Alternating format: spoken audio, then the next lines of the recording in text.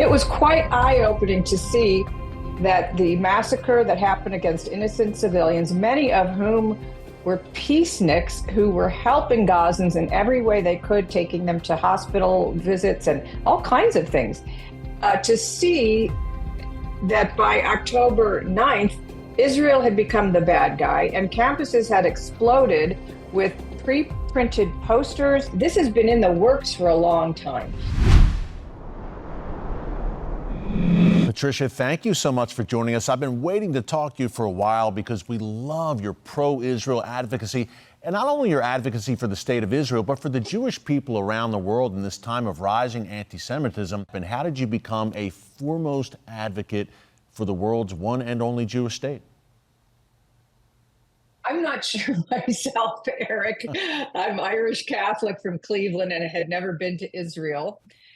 However, my father served in World War II, and it was common shared knowledge that Nazis were bad, the Holocaust happened, we all knew about Anne Frank, we all knew about Never Again.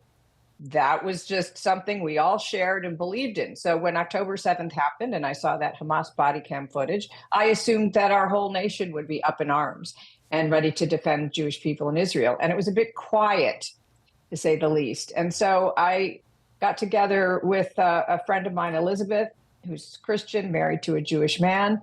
And we talked about, knowing that our Christian friends do support Israel, how can we equip Christians to be visibly and vocally supportive of the Jewish people, of Israel's right to exist, and to fight anti-Semitism? And so we formed the October 7th Coalition, or O7C, to help Christians do those things I just said, and to reach out to the Jewish community and let them know we were here for them in any way they needed us to be.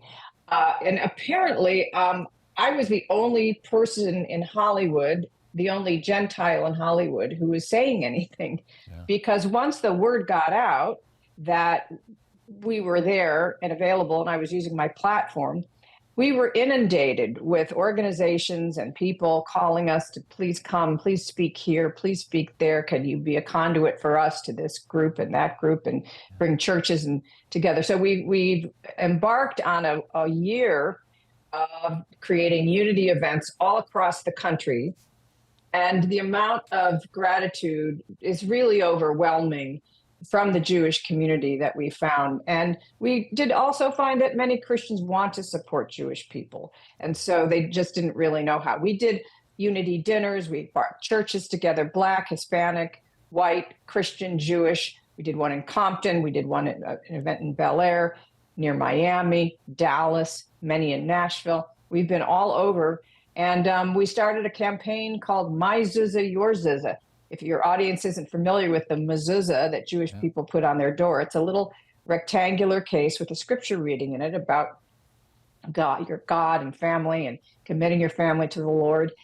And in a kind of a Spartacus moment, because Jewish people's door frames were being vandalized and their mezuzahs were being smashed, we started this campaign to encourage Christians to put a mezuzah on their door, film it, and say, Mezuzah, Your Zuzah, in not a cultural appropriation way, but in a Spartacus moment of saying, we stand with you. Yeah. So these are some of the things that we've been doing over the past year and a half or so to help Christians and Jews come together. Because, Eric, it's not just about this tiny but powerful democratic state in the midst of all these enemies, but it's about Western civilization, it's about freedom, it's about democracy. It's Jewish people first are the targets of Islamic terrorism, and then it's Christians. And so it's our fight too. It's our fight too. Yeah, so true, Patricia. I see Israel as the first line of defense for Western civilization. If Israel goes down, we all go down. The O7C Coalition doing great work, and you have the Debra Rising Conference coming in Israel in the spring. We're going to talk about that more in a minute. But Patricia, you made a good point earlier. You would think that October 7th, the largest massacre of the Jewish people since the Holocaust, would wake people up, would galvanize people to stand with the Jewish people, and yet we saw the direct opposite in many cases. We've actually seen anti-Semitism explode on the streets of the United States, places like Times Square, some of our elite college campuses. Has that been one of the things, one of the developments that has helped drive you? I've been outraged watching it. It's evil. There's no other way to put it.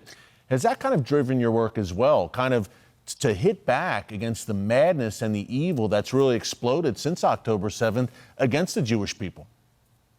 It was quite eye-opening to see that the massacre that happened against innocent civilians, many of whom were peaceniks who were helping Gazans in every way they could, taking them to hospital visits and all kinds of things, to see that by October 9th, Israel had become the bad guy and campuses had exploded with pre-printed posters, hundreds of students wearing keffiyehs, bullhorns. I mean, it was so shocking. And I realized this has been in the works for a long time, that these universities have been seeded by countries like Qatar with millions and millions and millions, billions of dollars actually, putting professors in place who are anti-Semitic, anti-Israel, anti-Zionist, and infecting these students who are vulnerable in their young age, who are looking for a cause, who want to fight for the underdog. And a picture was painted to them about Israel and Palestinians that is not true. But they've had their whole faculties behind it. They've had outsiders coming in. Students for Justice in Palestine is an outside organization that is very well funded. And so while all of us normies are kind of assuming that we all share a love for democracy, a love for freedom of speech and freedom of religion, and having our lives and our families and our careers contributing to our communities, you had these people who have a 1,000-year plan of taking over the world with Sharia law, and they're infecting their own people, they're infecting their own Muslim communities, and they're affecting our people too, our young people. It was quite the wake-up call. Is there any hope, perhaps, to have all 96 released in the next few months? That's the prayer, of course, but you're dealing with a demonic terror organization in Hamas that obviously can't be trusted. Well, I think having President Trump in the White House has definitely been a game changer. He said he was going to rain terror down on Hamas if they did not start releasing the hostages. They believed him, and they started releasing hostages. There has been some, difficulty within the Jewish community with Israelis about whether it was the right move to allow all these terrorists to be released from Israeli prisons, these Muslim terrorists.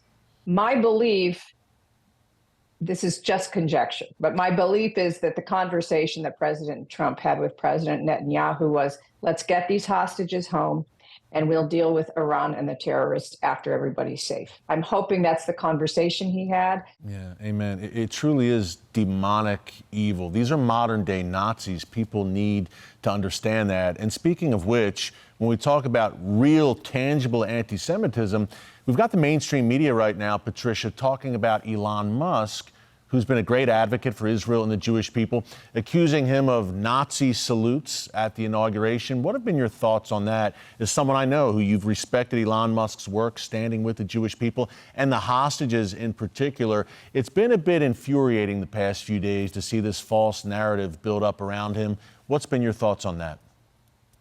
You know, my hope, Eric, was that the election was a signal to the Democrats that our citizens want something different. They want unity. They want leadership.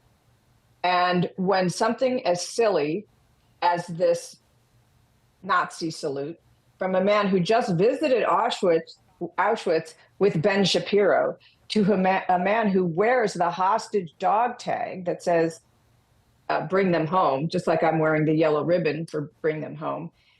And for senators during Elise Stefanik's hearing, confirmation hearing, to ask her that question, this silly, silly, silly stuff. That's stuff for social media, and any congressman or senator on the Democrat side who is perpetuating this, like AOC, you are just playing a game. It's a distraction, and the American people are sick of it. Yeah. They are sick of this constant distraction that you all play like children on social media. Everybody knows that Elon Musk is not a Nazi. Hey, last question. the Debra Rising Conference coming up in Israel in the spring. Tell us more about it. Really exciting event for such a time as this. Yes. Well, as I mentioned, I was in Israel for the first time a few months ago, a very fast 5-day whirlwind trip. It was so moving. It's such a beautiful place. I was in Jerusalem and Capernaum and some other places. And to step into that world that is at the same time ancient and yet very alive and vibrant and modern, to see our faith history come to life and realize that it's not just history, but it's a living thing. It's a river flowing through history that we get to step in at this point in time. And, you know, Debra was the only female judge in the Old Testament, and her wisdom helped save Israel. So we named this the Debra Rising Conference, and it's we're inviting all Jewish and Christian women to gather for a beautiful, really luxurious 3-day conference and then a 4-day tour afterwards. From May 17th to 24th. And to hear speakers, to hear about our shared history, our shared spirituality in a new way from different viewpoints. You know, women being in this space, I've met so many wonderful Jewish women here in this work, and it has enriched my Christian faith to be with all these wonderful Jewish people. And I believe that we are going to be a powerful force when we come together. But not only that, on a personal level, there will be incredible lifelong friendships forged from coming together in Jerusalem in May at the Debra Rising Conference. Yeah, Patricia, it's going to be great. God is up to something here, bringing Jews and Christians He's moving, together. brother. He is moving. He truly is, and he's moving through you, Patricia. We appreciate all your great work. The October 7th Coalition, the Debra Rising Conference coming up this spring, of course. Again, folks, May 17th to the 24th in the Holy Land. You want to be there. Patricia, thank you so much for joining us. Keep up the great work. We'll see you again soon. God bless. Thank you. Thank you so much for the privilege of spending time with you. Stakelbeck Tonight, my all-new nightly series on current events through a bold biblical lens. Make sure you hit the subscribe button so you never miss an upload, and tap the bell icon so you're notified every time a new video is posted. And don't forget to share your thoughts, insights, and comments below. Thanks for watching, and God bless.